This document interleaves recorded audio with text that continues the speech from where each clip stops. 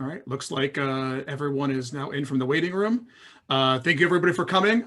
This is the next of the Rail Passengers Association webinar series. Today we'll be covering what's ahead for the Northeast Corridor and a discussion on regional rail. You see on the screen, that's today's agenda. We will have Carolyn Decker, Vice President of the Northeast Corridor Service Line for Amtrak, talking about an update on the Northeast Corridor and the new Acela service. Conversation on regional rail from Jared Johnson, Director of Boston-based advocacy group TransitMatters. And a Q&A with everybody, with Carolyn, Jared, and our President, Jim Mathews, moderated by Madi Butler, our communications manager. And then we'll give a quick brief look at what's coming up for next month. So with that, I'm going to introduce Jim Mathews and take it away. Thank you, Joe. And thanks everybody for being here this month. Every month we do these webinars and they're getting bigger and better each time. I couldn't be more excited to have my friend Caroline Decker present to all of you today. She and I first started working together when she was doing government affairs, and I could not have been more excited when Amtrak made the incredibly smart decision to put her in charge of the Northeast Corridor business line, particularly at a moment that is being really transformative for the corridor. Getting the new Acelas in service, changing the service model a little bit, and of course managing through this really very difficult time. She is absolutely the right person at the right time, and I can't wait for to hear from her on what's happening with the new Acela, and I'll just turn it over to Caroline. Thank you for being here. So hi, good afternoon. I am hoping you can hear and hear me. Can you hear me okay? We can. Okay, well, thank you, Jim. Well, thank you so much for that very kind introduction. I'm just there. I didn't know if you want my video. Do you want my video on, Jim? I wasn't sure about that. We sure do. We would love to see you. Okay. All right. Well, hello. And hello, everyone on the webinar. And thank you for joining the discussion this afternoon. I certainly want to cover a lot of territory in a short amount of time and make sure we have time at the end for questions. So I first of all would like to frame the discussion. There's my phone ringing in the background, so just bear with that part of the virtual world we're dealing with now. As Jim pointed out, I joined the Northeast Corridor service line January 1st, 2018. And we don't have a lot of time today to talk about history and many of the strides that we have made in terms of enhancing the customer experience on the Northeast Corridor, but suffice it to say, and I certainly hope that many of you have noticed the improvements over the past few years. And in many ways, combined with record demand for travel, the demand on the Northeast Corridor was propelling to new heights. And as we all know, as we were really closing in on the halfway point for fiscal year 20, Amtrak and the corridor were on track for a record revenue and ridership year. Certainly those hopes were dashed in really a blink of an eye, and the travel and transportation industry have been hit incredibly hard. And so the slide I have for you right now, really just framing some of the focus areas, not just for the Northeast Corridor, but for all of Amtrak, and I'll elaborate on these issues as we go through this brief deck, and then certainly during your questions. First, I'll point out, and I'm sure many of you are familiar with this rendering of the future, and it's not in the very distant future that the new Moynihan Train Hall will be opening in New York City as part of the Penn Station complex. And in many respects, and why it really is a glimmer of hope and a real life beacon of hope, while many people are in a sustained period of hibernation when it comes to travel, when people start traveling again, there are going to be a host of changes. And certainly anyone, and I'm sure many of you travel in and out of New York and are very familiar with the conditions in Penn Station. And this will be, really will be a night and day experience. So we're really, really looking forward to opening this and working very closely in partnership with the Empire State Development Corporation, who's the lead. But I want to flag that because it's indicative of what is ahead. But on the left-hand side, 4 bullet points, and then I want to keep going through the deck. Serve with safety, sustain the business, win new customers, and build for the future. And if we could just go to the next slide, I'll speak to the serve with safety. And this is just a list of some of the initiatives that on the Northeast Corridor and certainly on other parts of the system as well, we have adopted, and really in a very short amount of time, to respond to the world we are in this age of COVID. What do we need to do to deliver, as we are saying in Amtrak, a new standard of travel relative to the health and safety of our customers and our employees on our trains? And I'll get to this in a little while. Certainly, as you know, we have significantly modified our service schedule for both the Acela and the regional fleet. Right now, we are operating about 30% of our Acela capacity and about 60% of our regional capacity. Our en route cleaners, which had already been established a couple of years ago, but are mobilized and are operating end to end. We've implemented, and I hope those of you that have been traveling are signed up through the app to receive messaging, because at our large stations that where we have control of our passenger information and display system, we are able to push notify, gate, and track information for your train departure.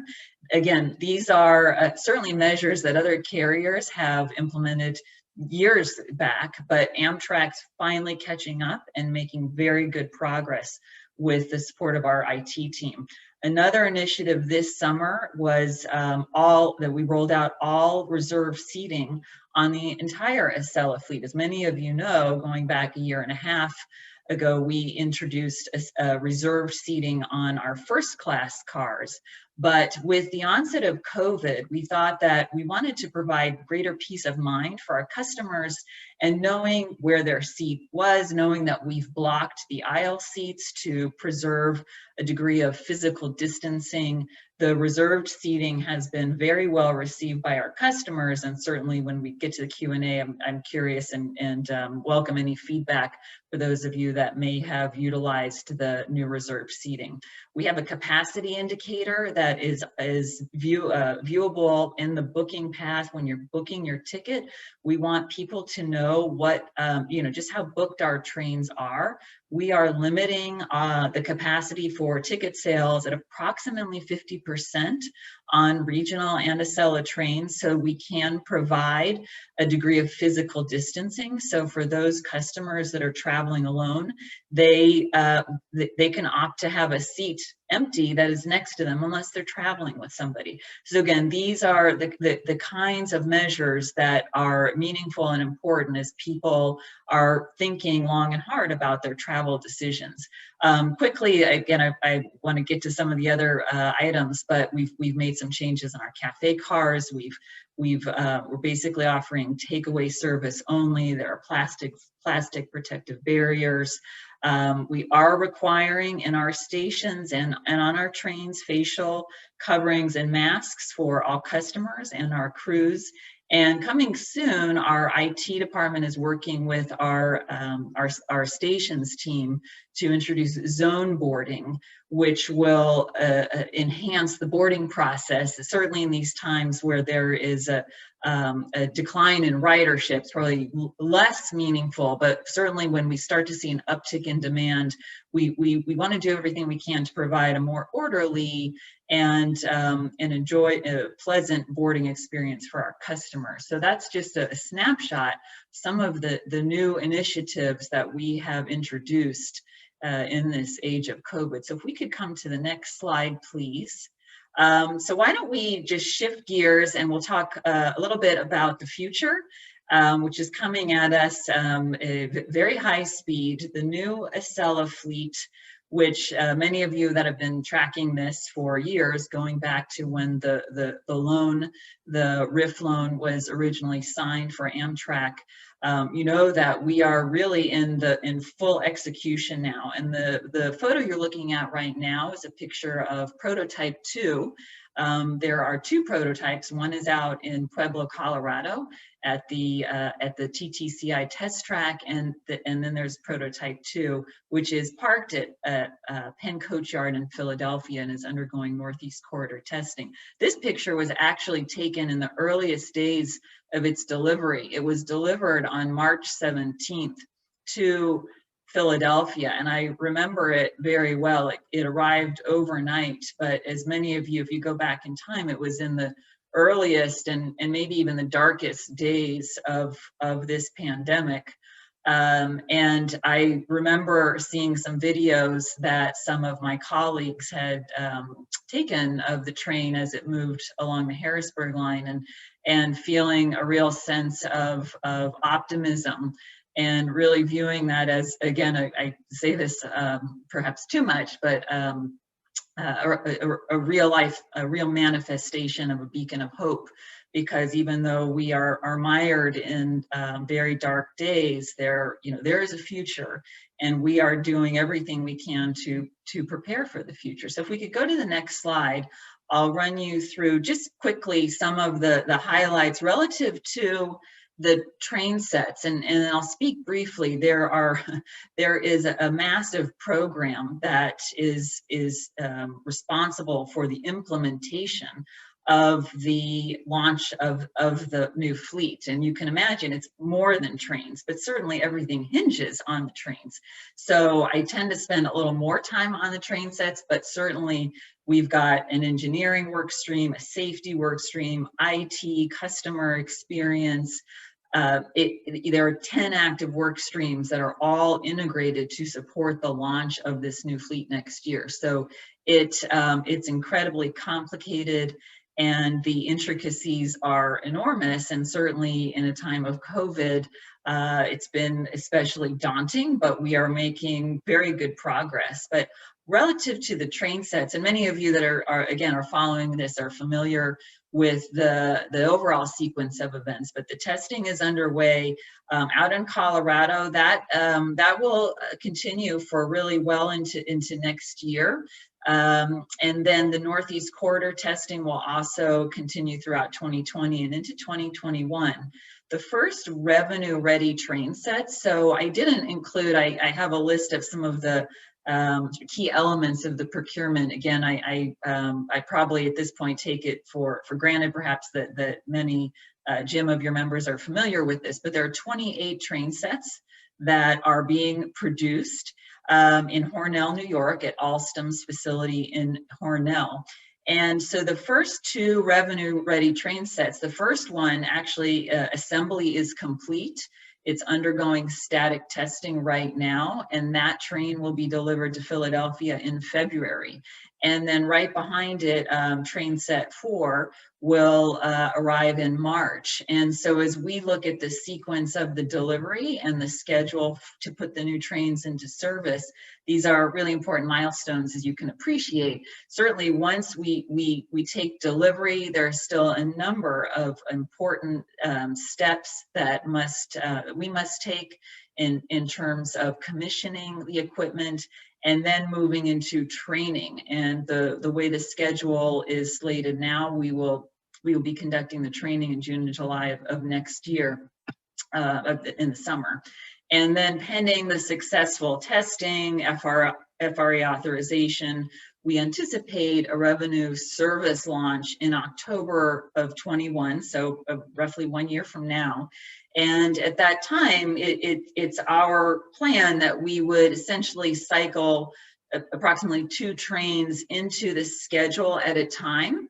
As we cycle in the new fleet, we will cycle out the legacy fleet. So that is, again, as you can imagine, the environment we are in is extremely fluid. We have experienced some delays relative to the production. As you can appreciate, There are periods of time when everything was shut down, facilities were shut down, there were supply chain impacts, but Alstom and all of their subcontractors have really maneuvered through this. It really just with I would not say ease, nothing has been easy, but they've been able to keep things moving to minimize the delays to the overall schedule. So I'm really sorry that there's another call coming in. I can't grab my phone. Can we get to the next page? Okay, so this again, none of this is new to many of your members or many people that track Amtrak, and I didn't want to close out the discussion without a discussion of our infrastructure. And there's just no avoiding the fact that we are going to be introducing and deploying 21st century high-speed train sets, the 5th generation of high-speed train sets on, in some places, 19th century or 20th century infrastructure. And so, we continue to work very diligently with all of our partners and certainly with the Gateway Development Corporation to advance those major asset replacement programs. They go beyond Gateway, as you know, and some of those are listed here. And then all of the work on our stations, and I've already highlighted the Moynihan Train Hall that will be opening later this year. So there, we could dedicate several hours of discussion to infrastructure, and I know Jim, you and your members do that regularly, and your support has been of critical importance to Amtrak over the years, and we are grateful for that. And we continue to press forward because no doubt, while we are in this period of depressed ridership, it could be easy to take some short-sighted views of the world. But there's every reason to have the highest confidence in the future of rail travel, its role in the future and in the economic recovery, and certainly as part of the climate solution when it comes to train travel. And it's something all of us should spend more time discussing, are the climate advantages of train travel over other modes. So I think if we go to the next slide, I am at the end of my prepared remarks, but certainly, and when we get to the latter part of the discussion, I'm eager to take your questions and do my best to answer them here today, Jim. So again, sorry about the telephone ringing. Should have thought about that. That's all right. This is the world we're living in these days. Thank you so much. Thanks for being here, and thanks for your willingness to take the questions at the end. I just want to, before we throw it back over to Joe for our next guest, just really wanted to underscore how important it is to try to have all of our members and our supporters encourage the Senate to act on getting some kind of package through to get our transportation system squared away during the COVID crisis, because so many things are at risk. As we know, the long distance service is at risk. But so are the very important projects like this, those capital projects. It doesn't take much to get them off track, and it's very important that all of these efforts continue, because they're the culmination of years and years of effort. So I did want to put that plug in there for all of these programs, because they're just so vital. No, so thanks again for being here. And so I guess. Joe, I'll turn it over to you to introduce our next guest, and I'm excited to hear from him. Yeah, so let me introduce, thank you, Jim and Carolyn, for that. And let me introduce a friend of mine here in the Boston area, a fellow advocate, and just a stand-up gentleman. Jared Johnson, Director of TransitMatters. TransitMatters is a Boston-based advocacy group dealing with a lot of things here in the Northeast. Anywhere between bringing back night buses for third and fourth shift workers in the Boston intercity region, and to what you're going to hear today for regional rail from anywhere, from New Hampshire to Rhode Island and beyond. So with that, Jared, I'll take it off. Great, thanks. So yeah, so I'm going to talk today about give an overview of the Transit Matters Regional Rail agenda and our initiative there, and talk about sort of how it relates to intercity rail. So a little bit about Transit Matters. Again, as Joe said, we're a Boston-based group, but we've now even been in talks with folks out in Western Mass about the East-West Rail program, and then we do a lot of work with our friends at Grossmart, Rhode Island, and all the way up to the New Hampshire state line. So, but to sum it up, we like to say that we're data-driven but people-focused. So the next slide. So, I thought I'm sure a lot of you all know, but I just thought it would be, I just thought this was a really cool image, but just to sort of situate just how much commuter rail runs either on sections of the Northeast Corridor or, off of it. And so then this next slide shows you the extent of the Boston network. And there are 3 interactions with Amtrak on the north side going out of Haverhill. That's the line up to Portland for the Downeaster, out to Worcester. That red line you see there, that continues on to Chicago, and then down on Providence, that is the Northeast Corridor. All right.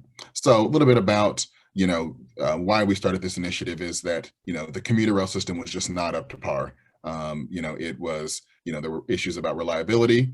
It was very oriented towards white collar workers for a very slim portion of the day.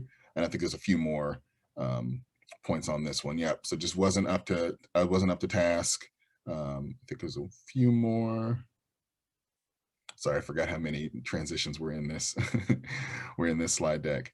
And even the chairman of the MBTA's board said commuter rail costs way too much money for relatively little ridership, despite, the MBTA, has a as far as commuter rail in the US goes, relatively well, subscribed service, but in the grand scheme of the services that the MBTA provides, commuter rail is a big portion of the budget.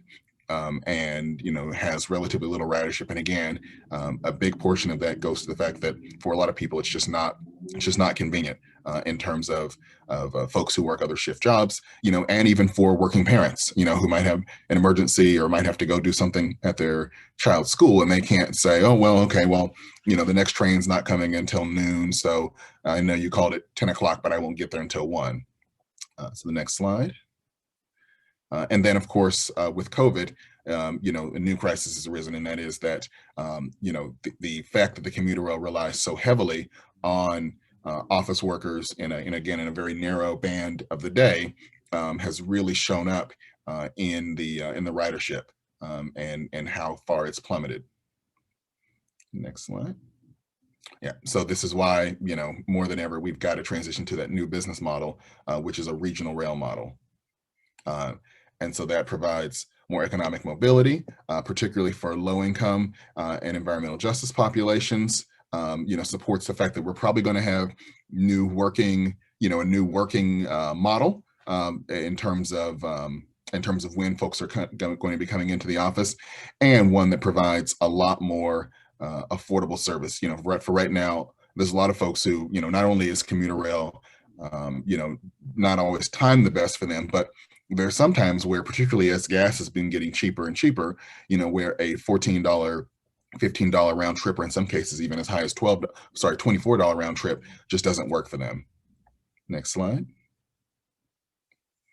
So this is where regional rail comes into play. And so then on the next slide, we'll talk about sort of the 5 critical elements, and that is, high performance trains, preferably electric multiple units that have that sort of subway style acceleration, which is really important because a number of the commuter rail stops, particularly inside of Route 128, which is our inner beltway area, they have really close stop spacing. So it's really important to have that fast acceleration. High level platforms, which provide universal access, not only for people with disabilities, but for working parents, using strollers, even just anyone who's coming back from a long trip and has their baggage with them.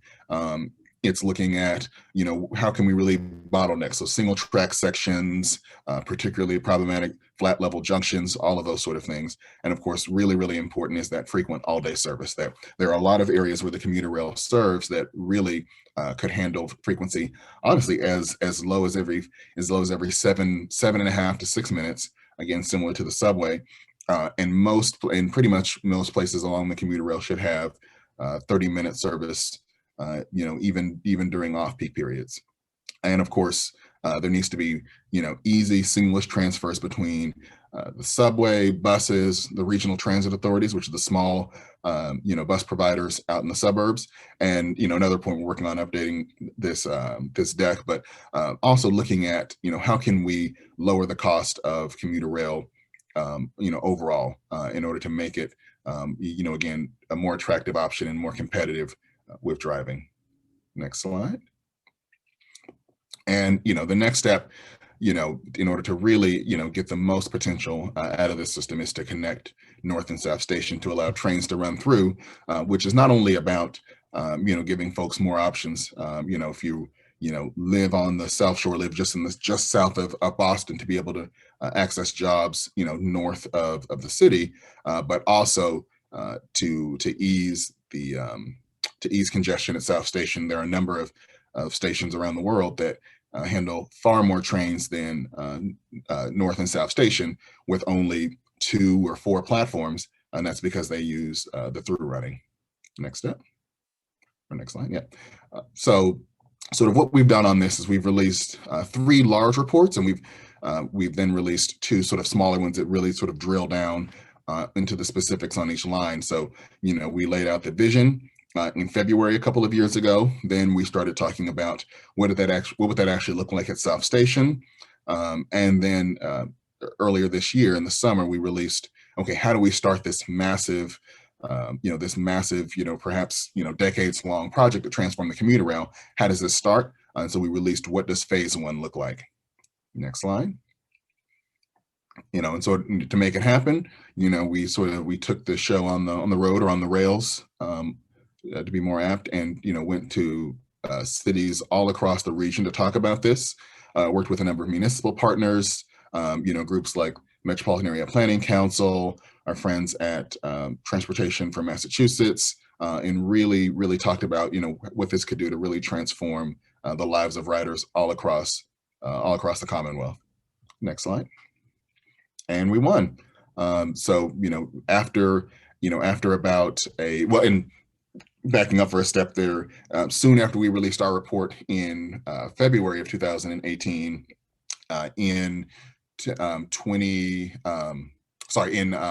March or April of that year, the state started their own process, acknowledging that the commuter rail system really needed to be transformed in some way, and they had options on the table that ranged from just slightly better service, with the diesel haul engines, a bit more trains during rush hour, all the way to what they called the full transformation, which was pretty much in line with our vision. And they ended up going with the full transformation, and acknowledging that the rail really needed there really needed to be a lot of changes in order for the state to get the most bang out of the buck for commuter rail. Next slide. So, this is an excerpt from our phase 1 document that, and also when they made that decision to go with the full transformation, they outlined that that they were going to start with three lines to electrify, and then some work on the Worcester line, and so we took what was just a few sort of lines in a PowerPoint slide, and really expanded out on that and talked about, okay, what are the specific things needed to be done, and gave some cost estimates. And so you'll see from here, this is what it looks like on the north side. We'll go to the next slide. This is the south side lines. Again, you can see the ones with the yellow highlighting are the lines to be electrified. So 1 on the north side, and then 2 on the south side, as well as a pretty major transformation on the Worcester line. Next slide. And so one of the things that was really important to us is communicating the benefits of this, and really communicating them in ways that are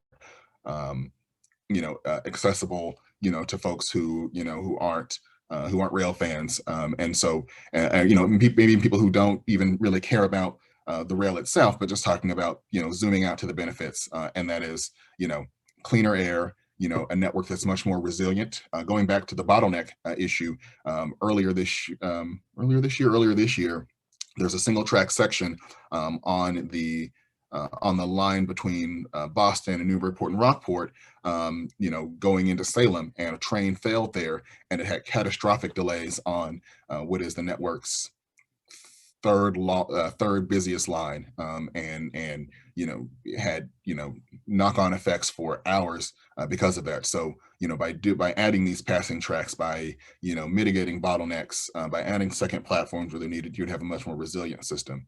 Faster, more frequent service, more accessible service.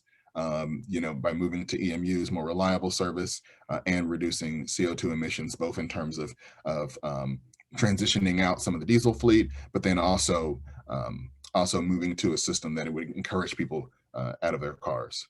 Next slide. Again, so the network benefits. So in Massachusetts, we have the term gateway cities, which connotes cities that have a high low income and minority and immigrant population.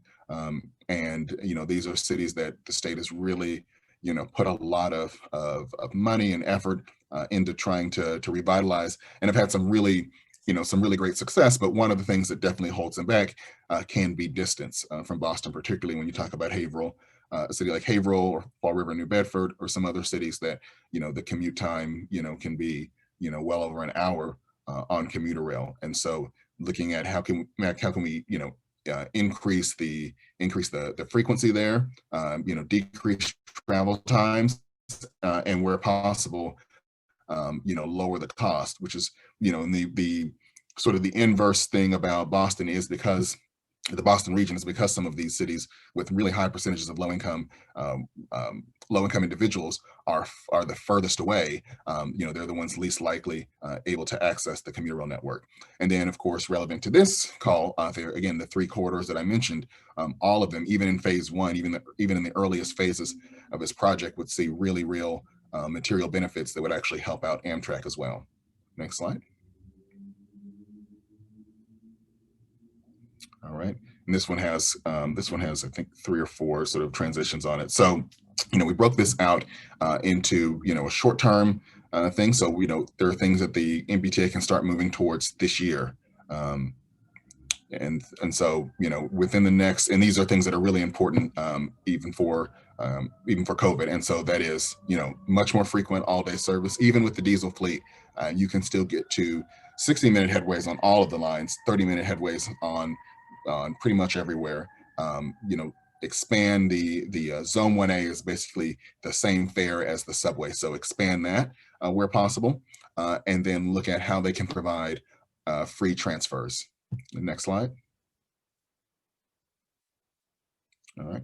And then at that same time, they can be working on the major investments that are needed again for that phase one. And so, within the next 5 to 6 years, electrification and step-free access on all the 3 lines that I talked about earlier. Looking at what are the busiest stations, along each of the lines to have high-level platforms on as many of the busiest stations on all the lines as possible, and eliminating the bottlenecks so that you can have that 30-minute service across the entire system, even on the lines that haven't been transformed with electrification. Next slide. So one of the things standing in the way of that is right now the state's plan to expand South Station, which is sort of languishing. This is really complex. I can send the slides out later, but suffice it to say, with about 470 movements a day, in and out of South Station, oftentimes conflicting, it's a pretty hairy situation there. Next slide.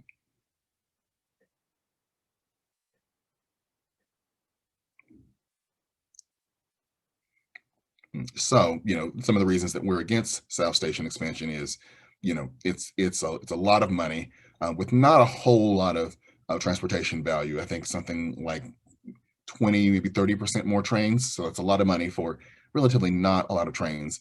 Two, it doubles down on an outdated model. And I've seen a lot of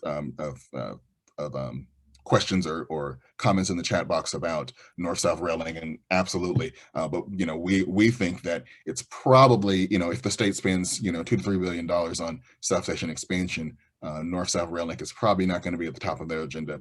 Two, there's huge climate change and housing impacts. China, the census tract around South Station is the Chinatown census tract, and it has actually the worst air quality and the highest asthma rates in the entire Commonwealth. Which is largely because of the highway there, but having a giant bus terminal and lots of diesel trains laying over there certainly doesn't help. Not to mention the fact that expanding South Station means expanding yards in the center of town, which is exactly the wrong thing to do from a housing situation. So next slide. So a lot of the work that we do at TransitMatters is about advancing smarter solutions. So, there's a Swiss saying about organization before electronics before concrete. So, what are the operational efficiencies that you can derive first? Then, what are the things you can do with electronics, with scheduling, before you start talking about really expensive modifications. I think there's a few more transitions on this one. So moving to clock-based scheduling, turning the trains around faster, and using dedicated platforms. And I'm sure this last one is, a lot of folks who take the Amtrak from Penn Station will no doubt, appreciate this, that, there's nothing worse than the Penn Station scramble.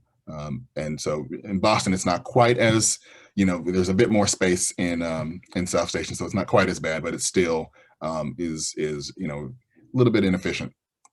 Next slide. So, after you make those changes for operations, we believe that there's relatively modest, we're talking in the range of under $100 million in changes to the track layout and to the approaches to get higher speeds and increased flexibility that would allow you to move more trains in and out of South Station without spending billions of dollars. Next slide. So again, sort of looking at, where else has, have they, shifted, changed commuter rail and changed the model of that.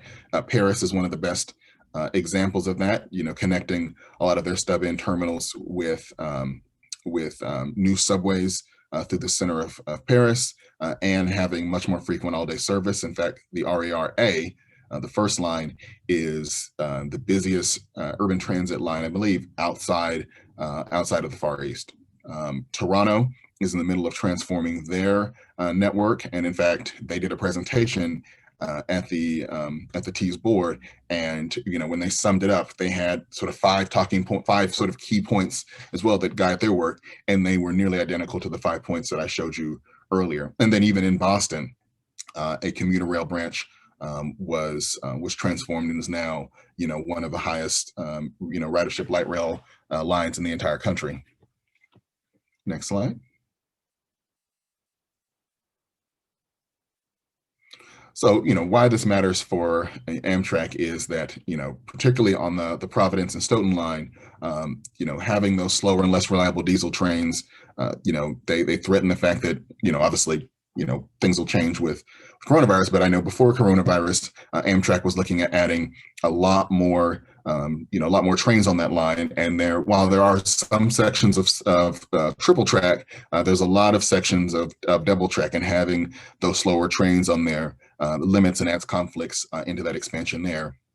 Similarly, in Maine, the Downeaster service is really successful and continues to beat the ridership projections each year.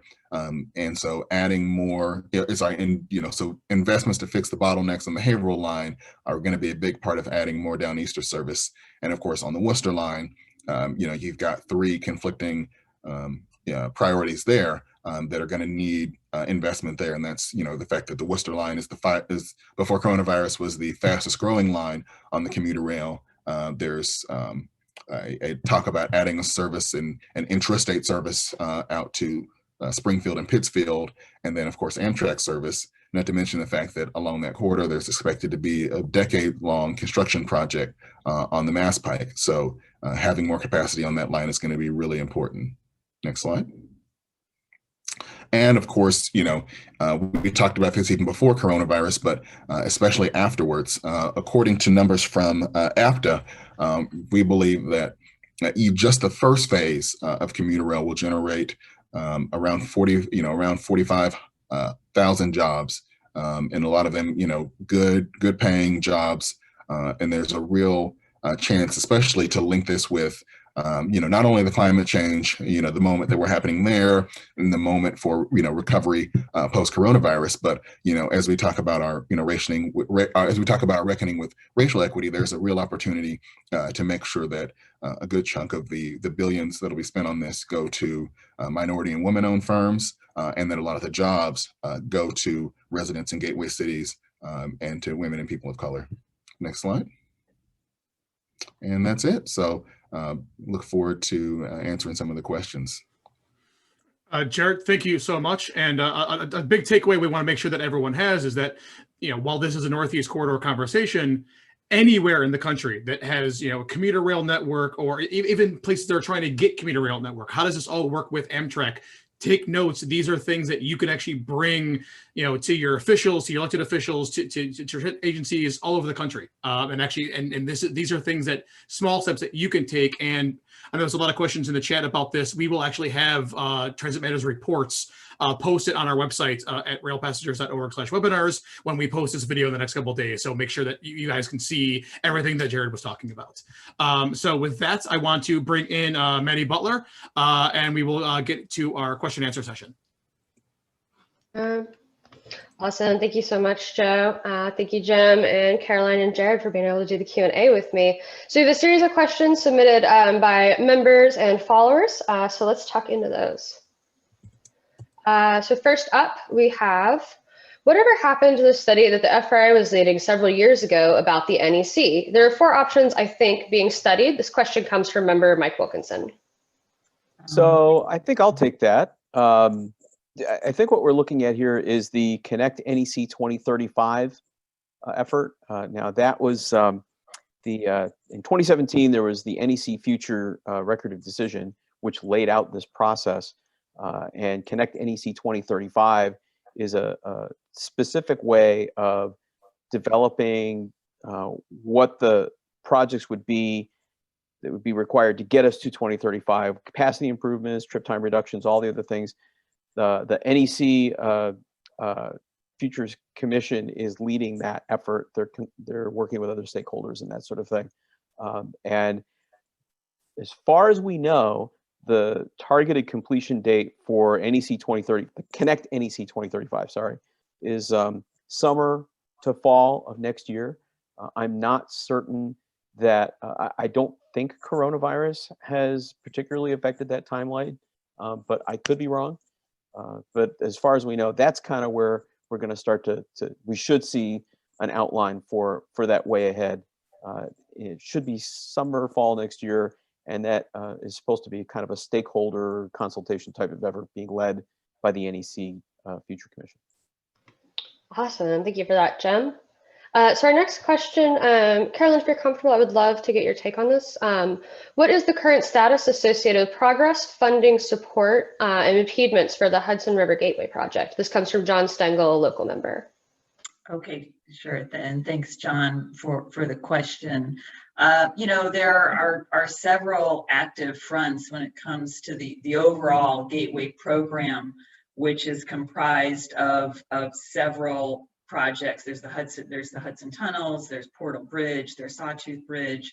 There are additional infrastructure improvements. The good news is on Portal, and I'm sure many of you have been tracking this, is that a full funding grant agreement has been approved, and you know, we're moving forward. It's my understanding, and this is in partnership, and I defer to my colleagues in our engineering and planning department who are much closer to this, but that in terms of the time horizon, the NJT will be looking to move forward on putting out an RFP for a contract in the spring of 21. So this is, I think, a total of in the neighborhood of $765 million in funding for the program. So this is an enormous accomplishment. On the Hudson River tunnels, we are still waiting for a record of decision from the Department of Transportation. There have been sort of ongoing discussions, I think some reviews of the financial analysis, and at the same time, from my understanding, Amtrak Engineering continues to do everything we can to analyze and make sure that as we move forward in terms of the record of decision, we'll be ready to advance the program when that comes, and then certainly when we secure funding. So we've still got a long way to go, but we're making progress, and that should certainly be a source of encouragement for all of us that have been waiting for years to see any movement on this. Oh, well, I mean, 2020 will take good news for sure. Yeah. Can I get the next slide, please? This one is for you, Jared.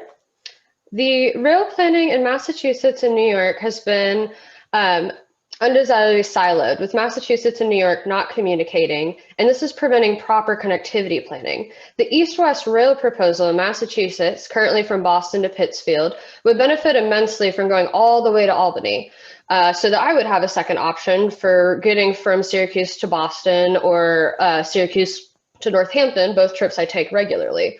What is being done to promote a connected up network-based thinking to avoid this silo mentality? Shorter, probably better version. Why is Massachusetts considering additional frequencies only from Boston to Pittsfield when Boston to Albany would get a lot more riders, including me? How can we fix this attitude? This question comes from Nathaniel, a member of New York.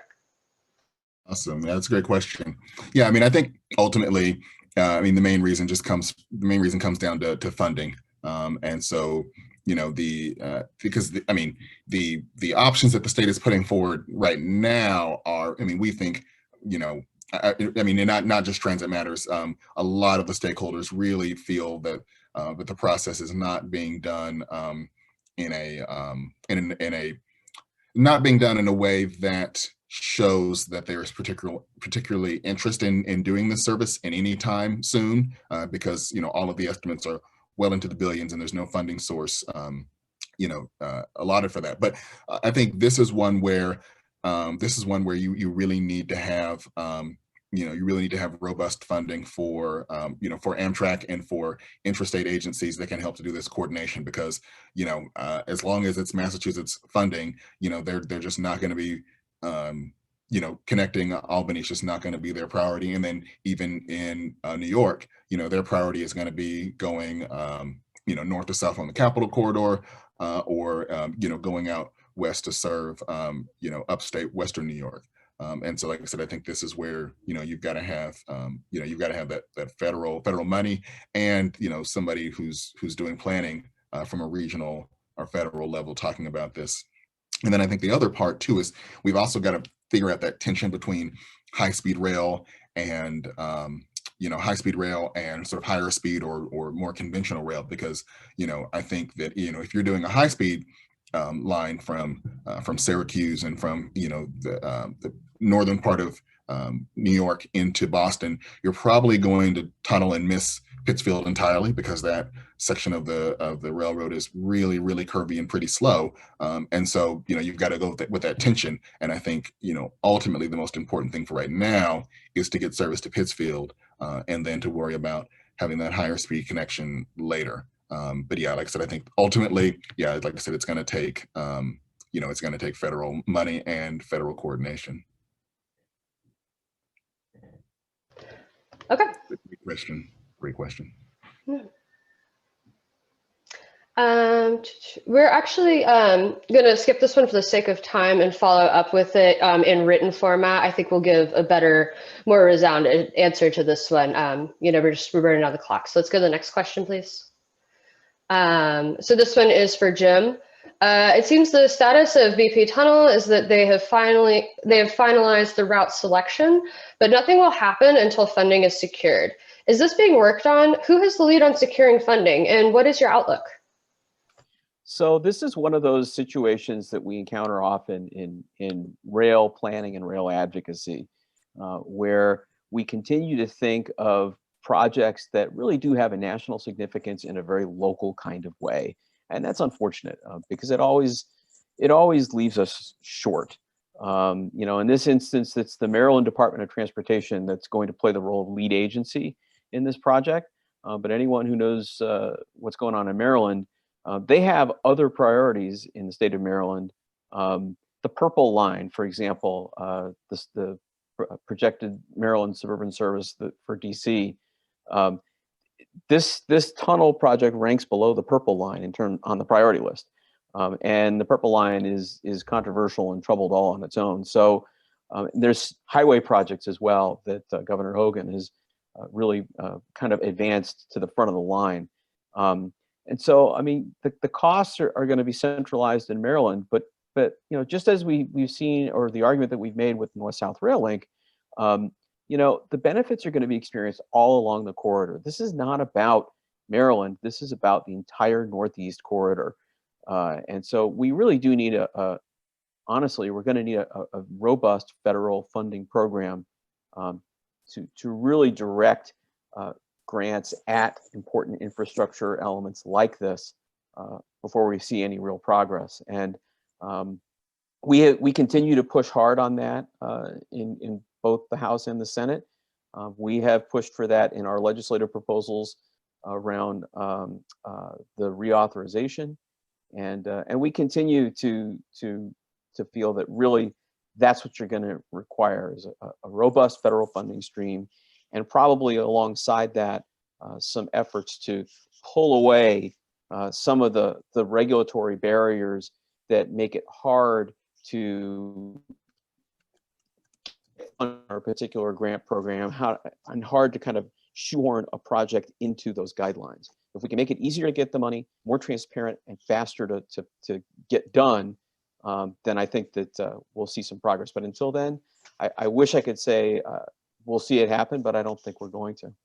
Hey, Jim, if I could just add on, I know we're running short on time, but it's just important to know, I mean, everything you said, full agreement, but in the interim, our engineering forces, and during this period of time where we have we've modified our service schedule, they've been able to address important infrastructure rehabilitation projects in the BMP tunnel, which we've been having to generally schedule during weekend outages.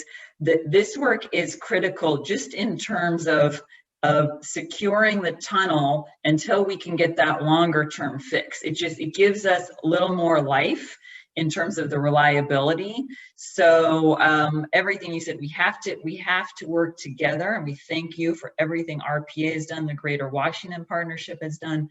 We need to identify the funding source, but rest assured that we have, on the engineering front, we've been able to tackle major amount of work over the course of the summer, and that will be critical over the next few years. Yeah, that's true. And I was remiss in not mentioning that. You and I talked about that last time we talked. Yeah, that if there's any kind of silver lining at all, it's that there is more access to get some of these kinds of projects underway. That's very true. All right, thank you for that one. This one is for you, Carolyn.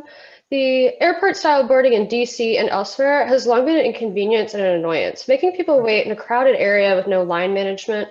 When will Amtrak let passengers wait on the platform, as is common elsewhere? If not allowing passengers to wait on the platform, what would the alternatives be? Yeah, thank you. A great question. Actually, in the last year or so, we've done a lot to modify the boarding process at Union Station. We've started opening up the trains earlier, so it would alleviate those lines. Again, this is all pre-COVID, We sort of implemented a more disciplined stanchions. So we have people that know where regular boarding is, where priority boarding. Now everything's changed in a blink of an eye because our volumes are so low. In DC, for sure, and in full agreement, we can and we must do better. The zone boarding, again, is a new feature we'll be rolling out. It's all safety driven, and we ultimately look to our safety colleagues to determine where.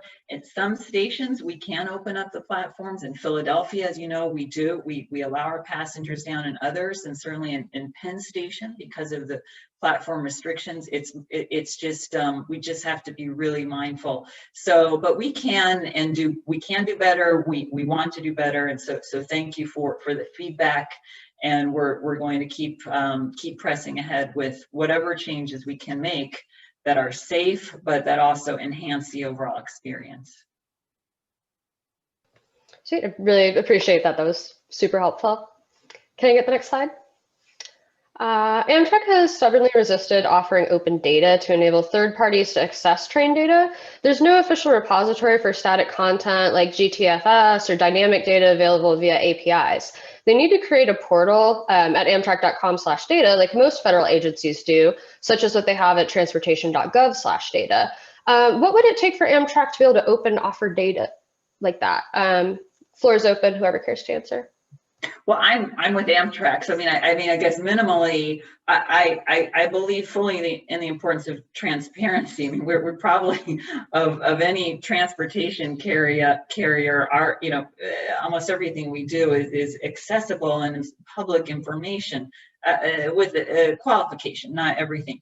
So I just can't answer this specifically, Michael. I certainly, it's something Mariah's on the phone. We can look into this more. I'm just not directly familiar with your request, but I mean, to everyone that is listening, and certainly to Jim, we strive to do our best in terms of providing transparency, information for our customers, to all of our stakeholders. So, it's a fair question, but unfortunately I just can't get you any more details. Jim, you may be more familiar with this than even I am. I don't know of anything that's underway right now. I know that Amtrak right now is struggling on the IT side just to get the res system kind of up to date the way it needs to be. And I suspect, and I don't know, but I suspect that that's a little bit of what's driving this question, in the sense that when you make data available through an API, third parties can come in and come up with a better mousetrap. So potentially, maybe that's a way of solving that problem, and I suspect that's kind of the wind underneath that question. But I don't know of any. All I know is that every time I talk to some of the folks, not just on your team, Caroline, but elsewhere in the company, everyone's kind of pulling their hair out about IT generally. So I think this would be very difficult to do right away. But I would agree with the premise of the question. I think Amtrak could help itself a lot if they're able to do things like this. Thank you. Awesome. Okay, and then our last question, this one's for Jared. What needs to happen to expand the NEC north of Boston to the rest of the Northeast? How can a single seat service be provided to places like Portland, Manchester, Burlington, and even Montreal? Question.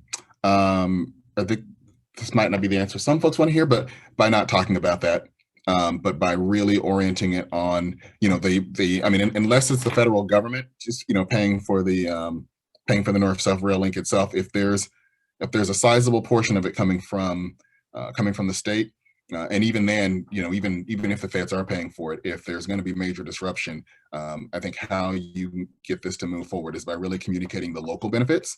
And I think this is true probably for a lot of projects that might help long distance services, is that, you've got to think about, how are you messaging this to people who live in, say a major city where you've got a situation like this. They're not really going to be thinking about, how can I get from New York to Portland? Because that's not their concern.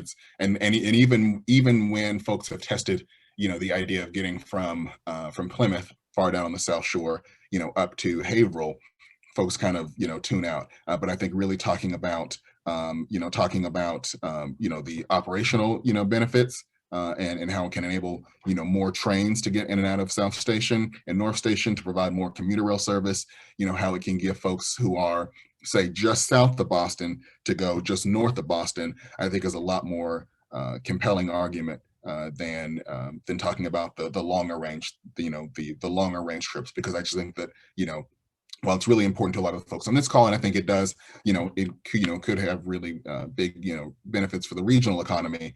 Unfortunately, I just think that's just not how most people are thinking about this. That's certainly not how most legislators in Massachusetts are not thinking about, that sort of long distance thing. I think, and those are two different things. And, I think, let's, for, when you're talking to federal folks and when you're talking, in these kind of forums, yes, talking about that and talking about how it would make the NEC stronger. But then, I think when you're talking about it on a local level, it's really localizing those benefits. And again, I think this is true whether you're talking about here in Boston or whether you're talking about, things that might increase operational efficiency and maybe move a yard away from an environmental justice community, or something that might, a double track that's maybe needed for a long distance service. But if you can speak to how it would enable more commuter rail service in and around that city, I think that's how you get some of these projects kind of elevated further up. No, that's awesome. Thank you so much for that. All right, that finishes up our Q&A. I want to thank Madi for running through that. I'm going to thank Caroline, Jared, and Jim for not only the presentations, but for giving such great answers to the questions, and a lot of questions in the chat. And as always, we will get to all their questions. We'll send out the questions to everyone who participated, get you guys some answers. And I know we skipped one on one of the slides, but we will have a follow-up, whether it's in our hotline, on our website, on our blog, and we will get all the answers, all the questions answered. And I want to introduce Sean Jeans Gale, our VP of Government Affairs and Public Policy, and he will tee up what we'll be doing next month. Sean? Thank you, Joe. Thanks to everyone who participated in today's webinar. Next time we convene for one of these, there will have been a huge shakeup in the congressional scene, and we will kind of go over, analyze some of the voter decided results. That includes, committee makeup, who's in, who's out at the chair level.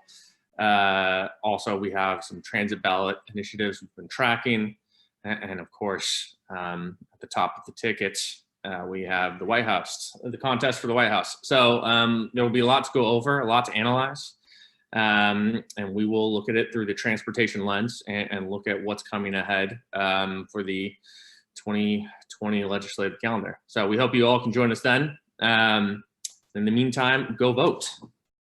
Thanks, everyone.